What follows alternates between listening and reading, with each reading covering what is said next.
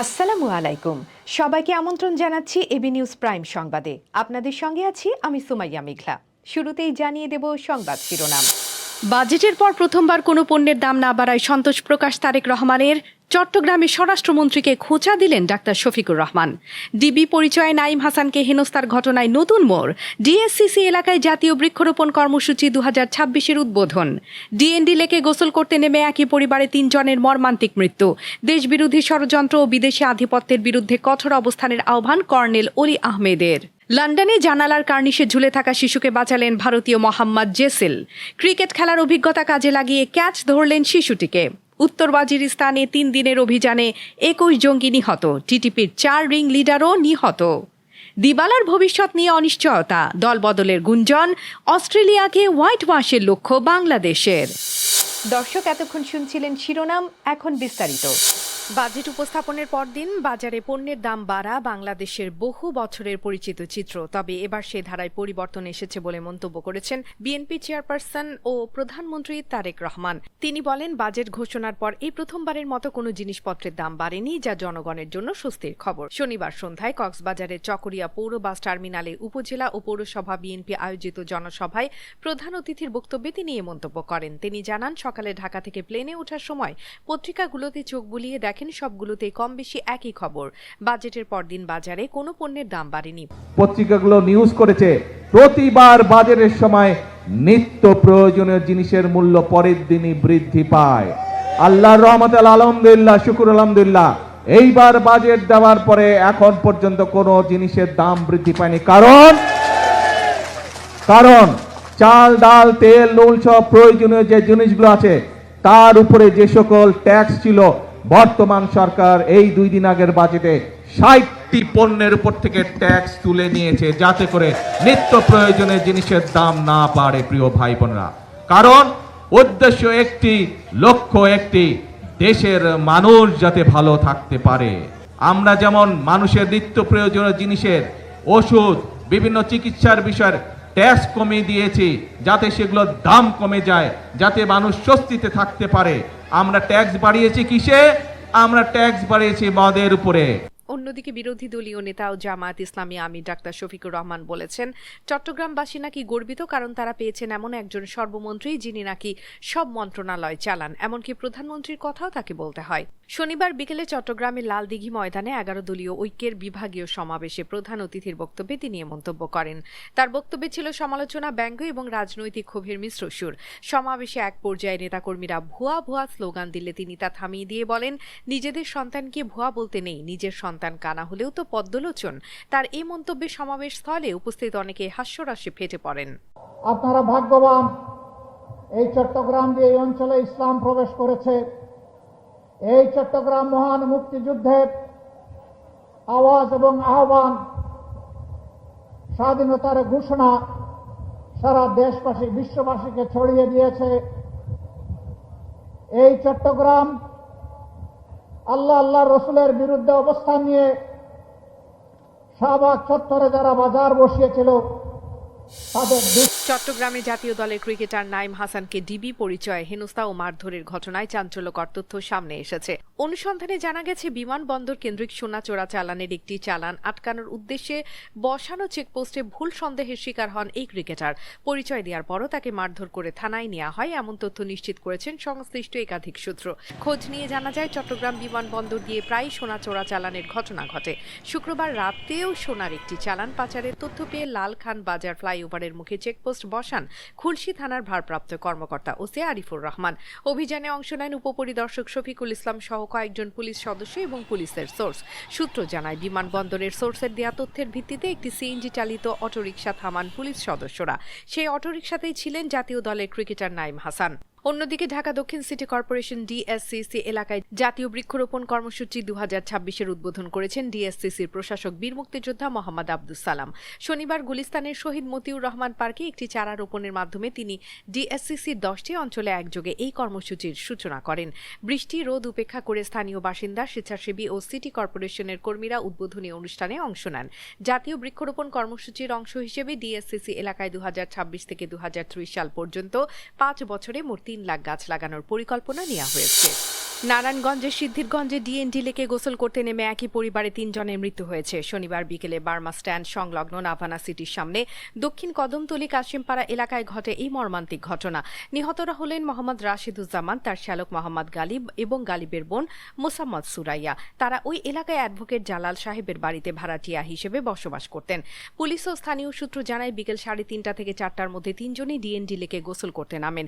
পরিবারের সদস্যদের দাবি 3 জনই সাঁতার জানতেন, তবুও কিভাবে তারা একসঙ্গে পানিতে তলিয়ে গেলেন তা এখনো পরিষ্কার নয়। দীর্ঘ সময় খোঁজাখুঁজির পরও তাদের দেখা না পেয়ে স্থানীয়রা ফায়ার সার্ভিস ও পুলিশকে খবর দেন। খবর পেয়ে নারায়ণগঞ্জ নদী ফায়ার স্টেশনে ডুবুরির দল দ্রুত ঘটনাস্থলে পৌঁছে উদ্ধার অভিযান শুরু করে। অন্যদিকে লিবারেল ডেমোক্রেটিক পার্টি এলডিপির chairman doctor colonel Oli Ahmed বীর বিক্রম দেশবিরোধী যে কোনো ষড়যন্ত্র ও বিদেশি আধিপত্যের বিরুদ্ধে কঠোর অবস্থান গ্রহণের আহ্বান জানিয়েছেন। তিনি বলেন, দেশের জনগণ বর্তমানে নিরাপত্তাহীনতায় ভুগছে এবং চোর ছিনতাইকারী, নারী শিশু ধর্ষণকারী সহ সব ধরনের অপরাধী দমনে কঠোর ব্যবস্থা গ্রহণ ছাড়া বিকল্প নেই। শনিবার বিকেলে চট্টগ্রাম নগরের ঐতিহাসিক লাল দিঘি ময়দানে 11 দলীয় ঐক্যের আয়োজিত মহাসমাবেশে প্রধান বক্তা হিসেবে বক্তব্য দিতে গিয়ে তিনি এসব কথা বলেন। তার ভাষায়, দেশের সার্বিক নিরাপত্তা ও স্থিতিশীলতা রক্ষায় এখনই কার্যকর পদক্ষেপ নেওয়া জরুরি, নইলে অপরাধ চক্র আরও বেপরোয়া হয়ে উঠবে। আপনি রেহাই পাবেন না। আপনি অন্তত বিরোধী দলের সাথে বন্ধুত্ব করেন। বিরোধী দলের সাথে বন্ধুত্ব করার একটাই শর্ত, আমরা সংস্কার চাই দেশের মঙ্গলের জন্য।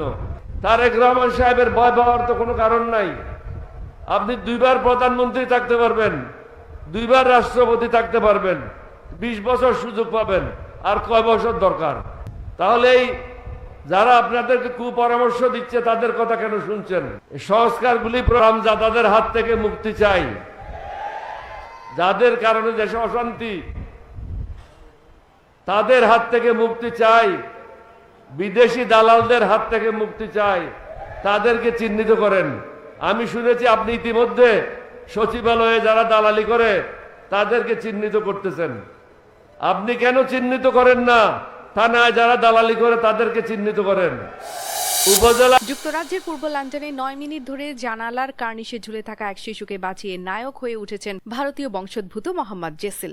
শিশুটি দীর্ঘক্ষণ ঝুলে থাকার পর নিচে পড়ে গেলে জেসিল দৌড়ে গিয়ে তাকে হাতে ক্যাচ ধরে ফেলেন। লন্ডনের একটি রেস্তোরাঁয় ম্যানেজার হিসেবে কাজ করেন তিনি। ঘটনার সময় শিশুটির পরিবার আতঙ্কিত হয়ে পুলিশে ফোন করে। ঘটনাস্থলে পৌঁছে এক পুলিশ কর্মকর্তা প্রথমে উদ্ধার চেষ্টা শুরু করেন। ঠিক সেই মুহূর্তে দ্রুত এগিয়ে আসেন মোহাম্মদ জেসিল। শিশুটি নিচে পড়ে যেতেই তিনি নিখুঁতভাবে তাকে ধরে ফেলেন। সৌভাগ্যক্রমে শিশুটি কোনো আঘাত পায়নি। শিশুটির বাবা পুলিশ কর্মকর্তা ও মোহাম্মদ জেসিলকে সত্যিকারের হিরো বলে উল্লেখ করেছেন। তার ভাষায়, তারা আমার মেয়েকে বাঁচিয়েছেন, তারা সত্যিই হিরো। ঘটনাটি গত মঙ্গলবার ইলফোর্ড হাই রোডের একটি দোকানের উপর ঘটে এবং মুহূর্তেই ভিডিওটি সামাজিক যোগাযোগ মাধ্যমে ভাইরাল হয়ে যায়। ব্রিটিশ সংবাদ মাধ্যম দ্য মেট্রোকে জেসিল জানান, ভারতে থাকাকালে তিনি নিয়মিত ক্রিকেট খেলতেন। সেই অভিজ্ঞতায় তাকে শিশুটিকে বাঁচাতে সাহায্য করেছে। তিনি আরও বলেন, তার 5 বছর বয়সী 2 যমজ সন্তান রয়েছে। একজন বাবা হিসেবে তিনি শিশুটিকে বাঁচাতে ছুটে গিয়েছিলেন। পাকিস্তানের উত্তর পশ্চিমাঞ্চলীয় প্রদেশ খাইবার পাখতুনখোয়ার উত্তর ওয়াজিরিস্তান জেলায় গত 3 দিন ধরে ব্যাপক অভিযান চালিয়েছে দেশটির সেনা ও পুলিশ নিরাপত্তা বাহিনী। এই অভিযানে নিষিদ্ধ সশস্ত্র গোষ্ঠী তেহরিক-ই-তালিবান পাকিস্তান টিটিপি এর 4 রিং লিডার সহ মোট 21 জন জঙ্গি নিহত হয়েছে। উল্লেখ্য, টিটিপি একটি সহিংস জঙ্গি সংগঠন যার কর্মকাণ্ড পাকিস্তানে বহু প্রাণহানি ও মানবাধিকার লঙ্ঘনের জন্য দায়ী। আইএসপিআর পাকিস্তান সেনাবাহিনীর আন্তঃবিভাগ জনসংযোগ দপ্তর শনিবার এক বিবৃতিতে জানায়, নিহত 4 জঙ্গি নেতার পরিচয় শনাক্ত করা হয়েছে। তারা হলেন খালিদ রেজা ওরফে সালার, মুফতুন মুসা এবং ইমরান ওরফে আয়ান। বিবৃতিতে টিটিপিকে ফিতনা আল খারিজি হিসেবে উল্লেখ করে বলা হয়, নিরাপত্তা বাহিনীর সদস্য ও বেসামরিক নাগরিকদের উপর হামলা সহ অসংখ্য সন্ত্রাসী কর্মকাণ্ডে জড়িত থাকার কারণে এই 4 নেতাকে নির্মূল করা জরুরি ছিল। আইএসপিআর আরও জানায়, গত সপ্তাহেও খাইবার পাখতুনখোয়ার মিরান শাহ এলাকায় আরেকটি অভিযানে 27 জন জঙ্গি নিহত হয়েছিল। সাম্প্রতিক বছরগুলোতে খাইবার পাখতুনখোয়া ও বেলুচিস্তান এই 2 প্রদেশে সন্ত্রাসী হামলার নাটকীয় উল্লম্ফন দেখা গেছে। খাইবার পাখতুনখোয়া মূলত টিটিপির ঘাঁটি হিসেবে পরিচিত, আর বেলুচিস্তানের সক্রিয় বিচ্ছিন্নতাবাদী গোষ্ঠী বালুচ লিবারেশন আর্মি BLA।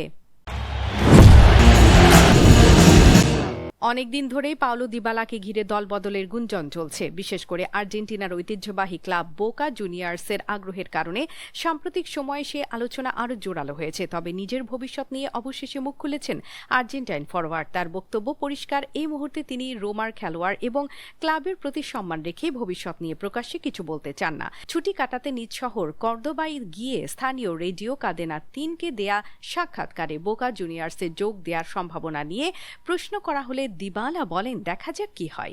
এই মাসের শেষ পর্যন্ত আমি রোমার খেলোয়াড়, ক্লাবের প্রতি সম্মান রেখেই আমার ভবিষ্যৎ নিয়ে এখন কোনো কথা বলতে চাই না। তিনি স্বীকার করেন, ভবিষ্যৎ নিয়ে অনিশ্চয়তা রয়েছে। তার ভাষায়, আমি এখনো কোনো সিদ্ধান্ত নেইনি, সামনে কি হবে সেটাও জানি না। আমি নিজেই যখন জানি না তখন অন্য কাউকে কি বলবো।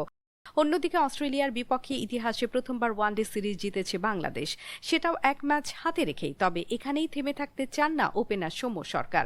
শেষ ওয়ানডেতেও পূর্ণ শক্তি নিয়ে মাঠে নেমে অস্ট্রেলিয়াকে হোয়াইট ওয়াশ করার লক্ষ্য তার। তৃতীয় ওয়ানডে সামনে রেখে আজ সংবাদ সম্মেলনে সৌম্য বলেন, এটা ম্যানেজমেন্টের বিষয়। আমার দিক থেকে যদি জিজ্ঞেস করেন, বলবো পরীক্ষা নিরীক্ষা না করাই ভালো। অনেক বড় দলের বিপক্ষে খেলছি, 3-0 ব্যবধানে জেতা অনেক বড় অর্জন হবে, তাই সেরা একাদশী খেলানো উচিত। চোট পাওয়া মেহেদী হাসান মিরাজকে নিয়েও কথা বলেন তিনি।